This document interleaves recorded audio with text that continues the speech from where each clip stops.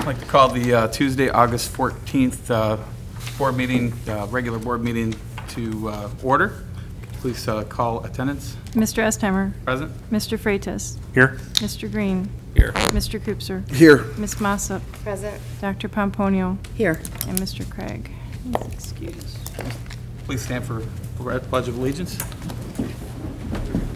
Pledge of Allegiance to the flag of the United States of America and to the republic for which it stands, one nation, under God, indivisible, with liberty and justice for all. Slow down, man. Thank you.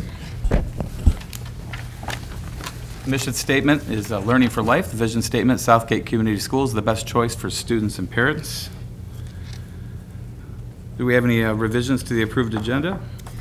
Yes, I do, Mr. Vice President. I'd like to make a revision to remove from the consent agenda, number 1, the minutes from July 14th, and place it on action, number 2. All right. Support. That's a motion by Dr. Pomponio, support by Mr. Green. All those in favor say aye. Aye. Aye. Any opposed? All right.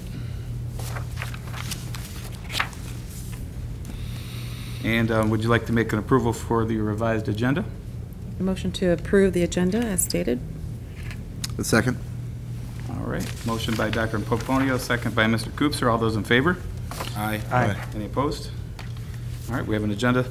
Any citizens' comments on discussion or action items? Seeing none, we'll move to presentations. Mr. Mr. Kukowski, how are you, sir? Good. How's everybody doing today? Good. I understand you have an update on our summer roofing project? Yes.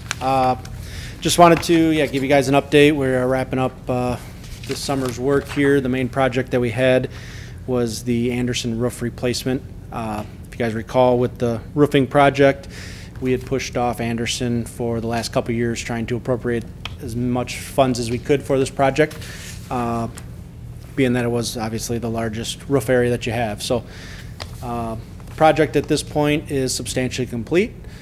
So today just kind of wanted to give you an update of where we're at. A couple of the items that we had resulted with the roof, and just where we're at. So the base contract, we had roughly a $900,000 base contract roofing project. That work has been completed. The field house roof was bid as an alternate. Initially, we did not accept that or approve that, just wanting to stay within the budget and see where we're at. We were concerned with some of the removal and what we were going to find underneath the existing roof. So we kind of held on that. Luckily, we were able to really minimize any items that we had on the roof with changes when we were going through the base contract work. So here at the end of the summer, we were able to add the alternate back in for the field house roof. So that roof has been completed and is installed as of last week. We also had an emergency roof replacement that came up right at the end of the project over the auditorium. The roofers were basically walking around the roof looking at a few things and noticed that the membrane up on the auditorium had come completely unadhered from the substructure of the roof.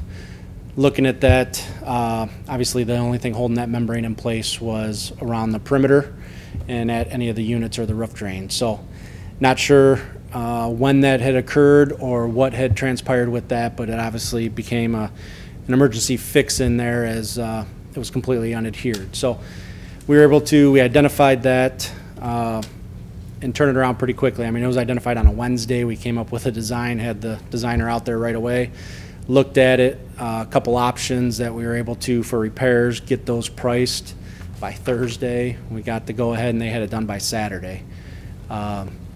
So they jumped right on it. We were able to get that repaired right away. So we didn't have any damage inside the auditorium related to any water. So we did look at that, and I'll kind of review the cost aspects of that here in a minute. I did include in your package some of the pictures. You can see the last inspection that was done on that roof when we were going through the design was in November of 16. Some of the pictures, if you look at, the membrane was still fully adhered. The roof looked to be in good shape. There were no known leaks in that area. There was no reason to replaced the roof at that time. Everything had looked good. So somewhere in the course of the last year and a half, that roof had become completely unadhered. When we did this project here for this summer, we did not go back up and inspect that roof, just based on the condition, and nothing new known or changed at that point from where we were at from November of 16. So we just happened to find it as the roofer was poking around up there looking, I don't know exactly what he was doing, looking around up there, and identified that. So we also had over the pool deck, we had found during design when we were looking that there was a section of the metal decking in the corner that was not secured to the structure. So we had in the project an allowance to repair that roof deck, and they have completed that work as well as of this point. So right now they're working on the metal flashing around the perimeter of the building. They should be wrapped up with that in the next couple days, but that is currently being installed. The field house roof is still probably about a week away from getting that metal installed on it. They'd ordered it. It's a 2 to 3 week lead time on the metal for that. So we're waiting for that to arrive, and they'll jump on that as soon as they're done. But around the high school, they should be done in the next couple days. We have some new access ladders that we installed. You had quite a few areas of the roof that were difficult to get to. You had to bring a ladder with you up on the roof to access a few of those areas. So through the design, we had added multiple ladders to be able to access certain sections of the roof that weren't accessible before very easily. So they're working on those, and those should be done in the next week or so.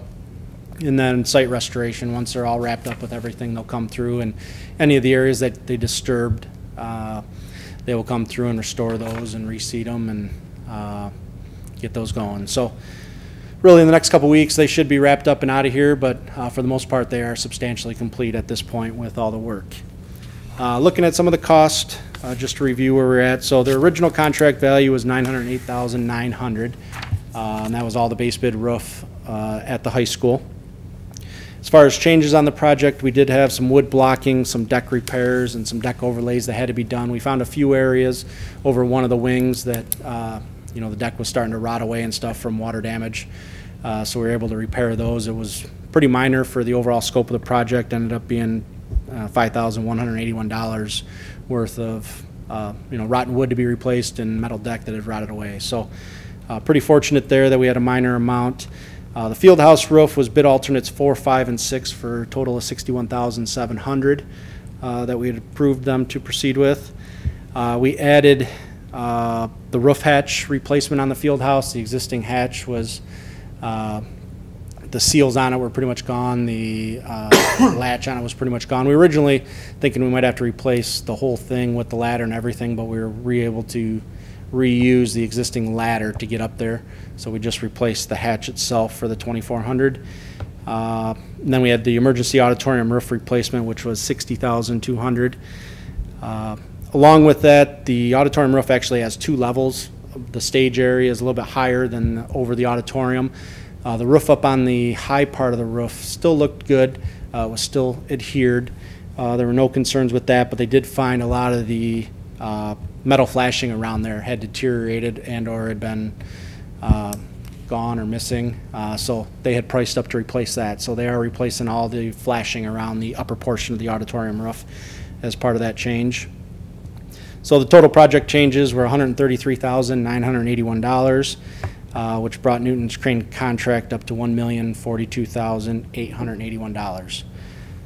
With our project contingency initially set aside, we had $90,890. So with what we had brought to the board initially, we are a little bit over that. Now, if you remember from the presentation back in June, the roofing project, we were holding that separate all along, and we had about $150,000 left in the project for future roof replacements, future repairs, anything related to future work that you guys would look to do for the roof. So really it was set aside for any type of emergencies or repairs that we'd have to do. So the decision was made to tap into that $150,000 for the repairs to the auditorium roof. So in that $150,000, we had $139,520 there of the contingency for the roofing, and then we have $10,508 for design services. And then as noted, due to the emergency auditorium roof replacement, $43,000 needed to be allocated from that budget into the Anderson project to fund that auditorium repair. Structure Tech for the design services, the way their contract is structured is their fee is based on a percentage of the cost of the work. So each year we look at the amount of work that is bid out, what that cost is, and their fee that they had, their fee percentage is then calculated that way. So we had amendments for them for the first 2 years, 16 and 17, up to date. So then we had to amend their contract for the work done here in 2018. So their design services fee for the Anderson roof was $7,434.90 there as noted. So we had allocated that out of the design services fee that we still had allocated in the project. So at the bottom there it shows the remaining funds after all this work was done at Anderson with the emergency auditorium, the field house, all the extra work that we added. We still have $99,502 left in roofing for you guys for any additional emergency repairs or any other sections of roof that you guys want to look at. I mean, at this point, nothing else has been identified, any other areas as a major critical need at this point. So just have to decide, if you use that over the course of the next couple of years to do minor repairs or as stuff comes up. But basically I have $100,000 still left in the roofing project here after all the work was done. And then the note at the bottom that I wanted to note was, as part of the contract, the roof deck repairs, securing the roof deck over the pool area, we really didn't know at design time what that work was going to entail. We knew it was loose, but we couldn't tell exactly how they were going to have to get up there and how they were going to have to secure it without tearing off that roof, which we couldn't do during design time. So we had included in the roofer's contract a $20,000 allowance for that work.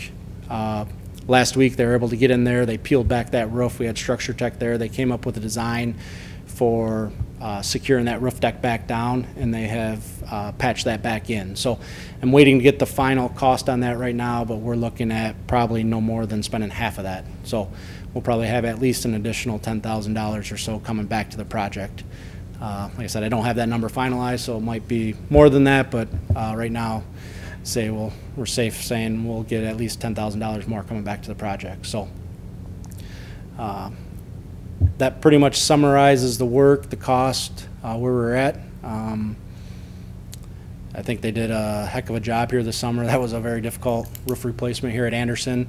I don't know if you remember from any of the design meetings or talks that we had, but most of Anderson has a lightweight concrete over top of the deck with insulation on top of that, and then the membrane. And what had happened is, with water and stuff getting in there, a lot of that lightweight concrete had started deteriorating. So they actually had to come in and they removed all that lightweight concrete that was off there, and we built that back up with insulation. So they removed anywhere from 2 to 7 inches of lightweight concrete over pretty much all those sections of roof that we replaced this year. So it was a very tedious job for them. I think they did a pretty good job. They're pretty much wrapping up and get the landscaping restored for you guys, and be getting out of here pretty quick. So is there any questions I can answer for you guys, or? Dr. Pomponio. Okay, I'm looking at the design services, and there's 10,000, 7,000, or 3,000, 7,000. How often do we need design services, and what exactly is that for? Once we have the project already scoped out and we start doing the work, because I noticed there's a couple times that you have to dip into that designs. What is a design service? Basically for hiring Structure Tech to, design the work, manage the work. They would be out here probably at least once or twice a week doing field inspections. So they're actually the ones on site inspecting the work, making sure that the details are being met. They're doing the proper cleanup. They're basically, with the roofing, there's steps and procedures that the manufacturers require for how it's installed, and Structure Tech's really the one that comes out and monitors that. So they had a field rep on site, 1 to 2 days a week, depending on what was going on, would inspect that, and then they'd provide their reports and stuff back to the district. So those design fees are one, not only for them to design the work and put the documents together for bid, but then also overseeing the construction and then doing the punch list walk and coordinating with the manufacturer for the warranties and stuff. So the way their contract is structured is it's, straight fee-based. I believe theirs was 3.3% of the cost of the work. So we bid out the work. Anderson come in at, $908,000 plus the alternates and stuff. We multiply that by 3.3%. Now, that won't match because we've bid Anderson 3 times now. You know, we were gonna do it in 2016. We put together the documents, we bid it, we decided to hold off a year. We did the same thing in 17 and then this year. So we've already, in amendments 1 and 2, part of their contract was already amended to include some of the Anderson design. So this $7,500 is just the difference from what we had already amended their contract to what the total amount came in at this year for it. Okay, So thank you. that's all laid out in their amendments on how we calculated that, so. Okay, thank you. Yep. Mr. Freitas? What is the life expectancy of a roof, like for Anderson, like? The warranty is, I believe, 20 years for 20 the years? project. Yep. I believe, you know, a lot of the details and stuff, they say they design them for a 25 or 30 year, but the warranty from the manufacturer is typically 20 years. Any other questions? Thank you for your presentation. No problem. Thank you. Thank you. All right, moving on the agenda, I don't see any, we have no student government reps. Another chance for citizen comments? Okay, we'll move to number J, the consent agenda, which includes minutes from the, includes HR update and disbursements for July 2018. Have a motion? To make a motion to approve the HR update and the disbursements for July 2018. Support. All right, I have a motion by Dr. Pomponio, support by Mr. Green. Any discussion? Seeing none, all in favor? Aye. Any opposed? All right, so moved, and let's go to action item number 1, board meeting calendar. So the Board of Education has discussed keeping the minutes to the second and fourth Tuesdays of each month, with the exception of December. This calendar represents the addition of a work session at 6:30 PM in the caucus room on the first board meeting of each month. This addition will be reviewed during the January 2019 retreat. Thank you. Anybody have any questions for superintendent? All right, we have a motion. I'd like to make a motion to approve the board meeting calendar for 2018, 2019.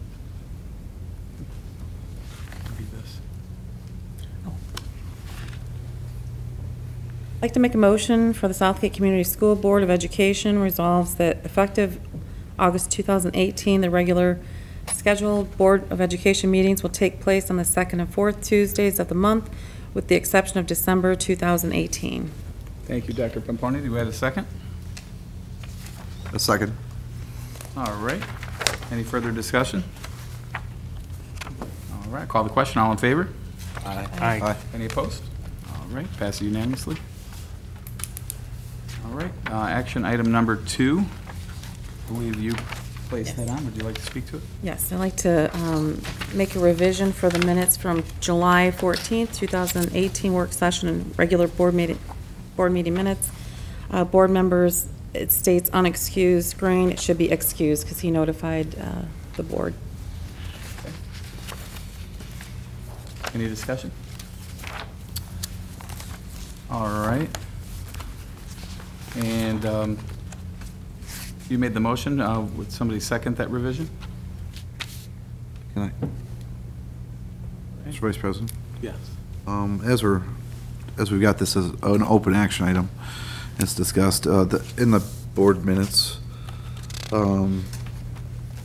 There's one part as it related to the action item number 3 in the board minutes. I just wanted to capture it in the minutes before we approve the modification of them, that the reports that are to be provided to the board, that they represent the entirety of the budget and or expenses in totality. Will you point out to me where that change is, just so I know where you're talking So about? at the end of 3,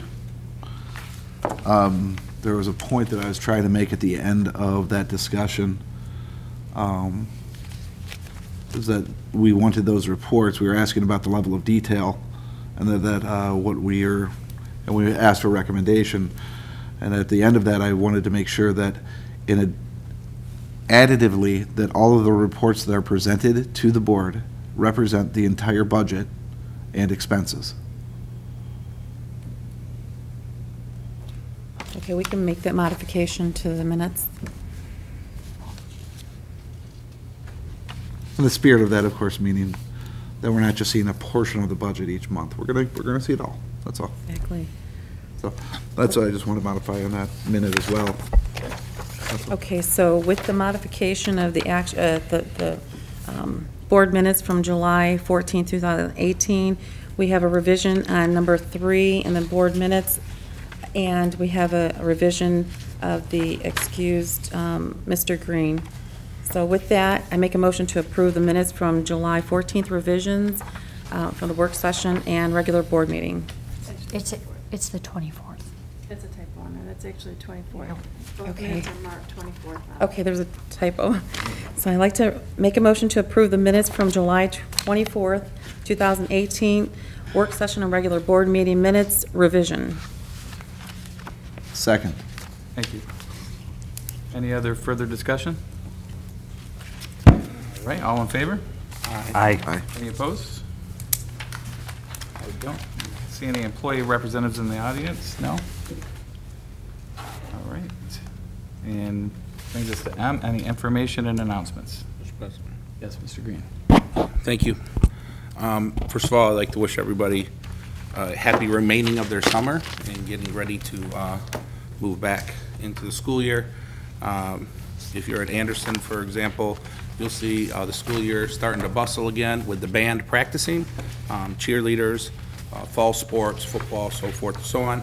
Please note before our next board meeting that our first home game, Southgate Anderson, will be Friday, September 24th at 7 p.m. against Melvindale, first regular season game, September 24th. Oh, no, August 24th. Yes, it is. Yes. Starts before school. And finally, it's with a saddened heart that I would like to extend my condolences to my good friend, Mr. Tim Estheimer, on the passing of his father, who was a community member, Downriver community member in High Standard for many years.